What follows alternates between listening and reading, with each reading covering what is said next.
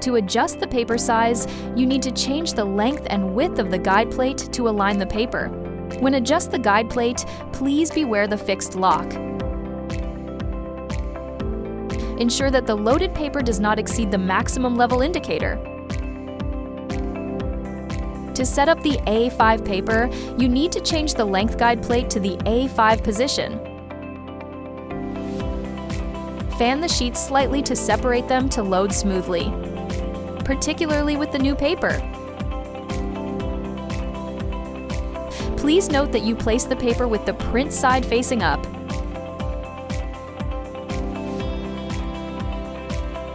To set up the A4 paper, you need to change back the length guide plate to the A4 position